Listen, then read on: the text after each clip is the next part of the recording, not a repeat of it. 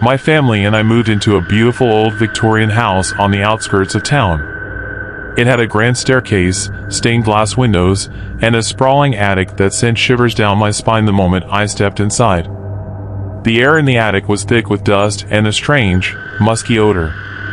Cobwebs draped across the rafters, and old furniture sat shrouded in white sheets. It felt like a time capsule, untouched for decades. My parents, eager to reclaim some storage space, encouraged me to explore and see what treasures we might find. But with each step, a growing sense of unease settled over me. It wasn't just the cobwebs or the stale air, it was a feeling, a presence that seemed to watch my every move. One afternoon, while sifting through an old trunk, I found a dusty diary. Its leather cover was worn and cracked, the pages filled with faded handwriting. It belonged to a young girl named Elizabeth who lived in the house a century ago. As I read, a chilling narrative unfolded. Elizabeth spoke of a constant feeling of being watched, of strange whispers echoing in the dead of night, and of fleeting shadows flitting across the attic walls. She wrote about a presence that seemed to grow stronger the more she acknowledged it, feeding on her fear. The diary entries stopped abruptly, leaving me with a gnawing sense of dread. Had Elizabeth succumbed to the fear that haunted the attic? Or was there something more sinister at play? The whispers started soon after. They were faint at first, barely audible whispers in the dead of night. But as the days passed, they grew louder, more insistent, seemingly coming from every corner of the attic. One night, I woke with a start, a cold sweat clinging to my skin. The whispers were no longer faint, they were loud, filled with malice, right next to my ear. I pulled the covers over my head, desperately trying to shut them out. The next morning, my parents found me in a state, pale and trembling. I tried to tell them about the whispers, the diary, but they brushed it off as an overactive imagination. They didn't understand, they couldn't feel the icy presence that clung to the attic air. The whispers escalated, morphing into words, taunts that echoed my deepest fears and insecurities. Sleep became a distant memory, replaced by a constant state of dread. The attic became my personal purgatory, a place where the darkness whispered secrets only I could hear. One afternoon, desperate for escape, I confided in a local historian.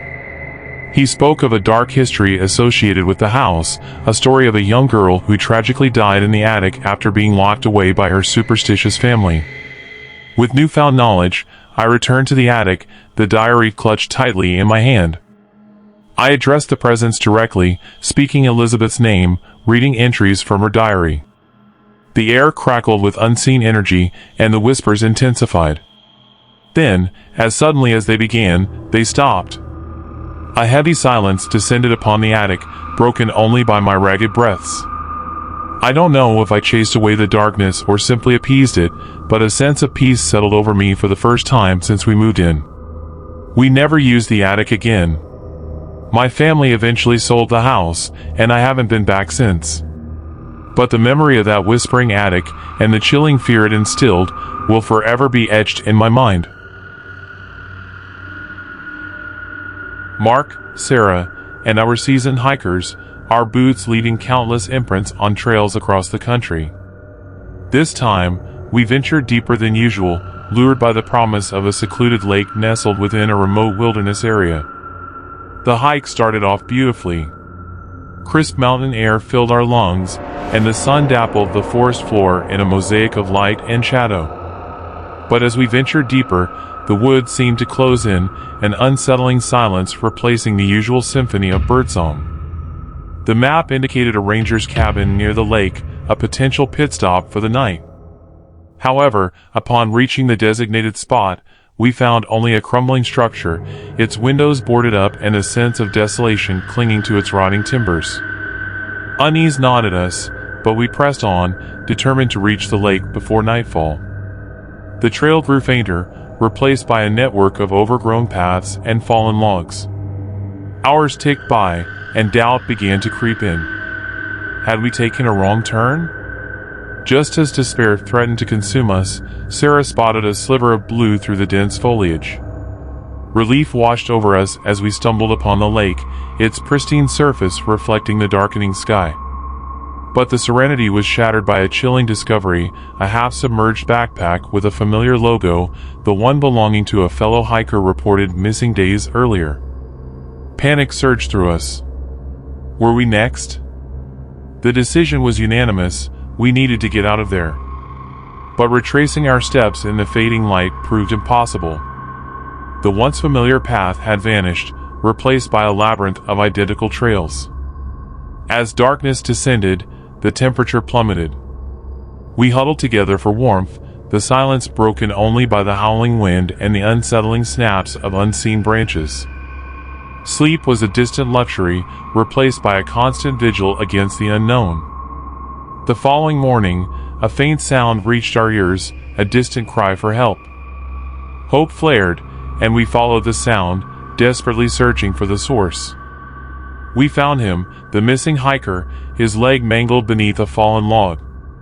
Relief turned to horror as we realized the severity of his injury. We were miles from civilization, with no phone signal and dwindling supplies. Helping him walk was out of the question. A horrifying realization dawned on us. We were no longer just searching for a way out, we were now responsible for another life. The weight of that responsibility settled on our shoulders like a leaden cloak. Days turned into a blur of foraging for food, treating the injured hiker, and desperately searching for a way out. The forest seemed to mock our efforts, its dense foliage an impenetrable maze. The injured hiker's condition worsened. His cries of pain echoed through the desolate woods, a constant reminder of our helplessness. The once pristine lake now reflected a grim reality, our own possible fate. One night, a blood-curdling howl shattered the silence. It wasn't the howl of a familiar animal, but a chilling, primal cry that sent shivers down our spines. We huddled closer, fear a tangible presence in the frigid air. The howls continued throughout the night, growing closer with each passing hour. In the pale light of dawn, we saw them, a pack of wild dogs, their eyes gleaming with a predatory hunger. Panic turned to a desperate fight for survival. We used makeshift weapons to fend off the first wave of attacks, but the dogs were relentless. The injured hiker, already weak, succumbed to their savage onslaught. Grief and despair threatened to overwhelm us, but the will to survive propelled us forward.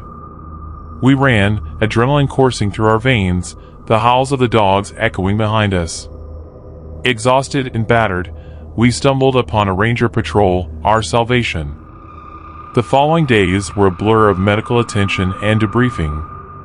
We learned that the search party had been delayed due to a rockslide, and the wild dog pack was a rare, highly territorial species known to inhabit the area. The physical scars healed, but the emotional ones remained. The memory of the search and rescue gone wrong, the chilling howls in the night, and the weight of helplessness, these would forever be etched in our minds, a grim reminder of the unforgiving wilderness and the fine line between adventure and horror. My grandmother, a woman steeped in tradition and a touch of the eccentric, left me her prized possession, a meticulously crafted Victorian dollhouse. It wasn't your average child's plaything. This miniature mansion was a work of art, handcrafted from dark mahogany and adorned with intricate details. The first thing that struck me was the overwhelming feeling of rawness emanating from the dollhouse.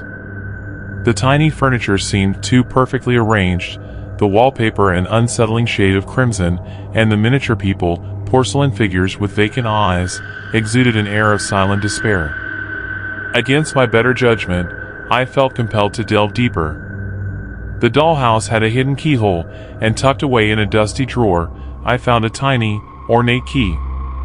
With a click, the front door of the dollhouse creaked open, revealing a series of miniature rooms that mirrored my grandmother's own house. A shiver ran down my spine as I noticed an unsettling detail. The miniature me, a perfect porcelain replica, stood frozen in the living room, its vacant eyes mirroring the other figures. A cold dread filled me, and I slammed the dollhouse shut. That night, I dreamed of the dollhouse. The miniature figures came alive, their vacant eyes replaced by a chilling malice. They spoke in raspy whispers, beckoning me to join them, to become part of their eternal, silent world. I woke with a gasp, the dream clinging to me like a shroud. The feeling of unease intensified with each passing day. Strange occurrences began to plague me, objects moved on their own, whispers echoed through empty rooms, and fleeting shadows danced at the corner of my vision. One night, I heard the unmistakable sound of tiny footsteps on the floorboards. Panic surged through me as I raced to the living room, drawn by an unseen force. There, bathed in an eerie moonlight, stood the dollhouse, its tiny door creaked open. And then, I saw them, the miniature figures, no longer confined within the dollhouse walls. They swarmed towards me, their porcelain faces twisted in grotesque glee. I stumbled back, heart pounding in my chest, as they surrounded me, their silent whispers morphing into a chilling chorus. In that moment, I understood. The dollhouse wasn't a plaything, it was a portal, a gateway to a malevolent realm. My grandmother, perhaps unknowingly, had become part of its collection, her miniature self forever trapped in its silent world. Fueled by a primal fear, I grabbed the dollhouse and raced outside.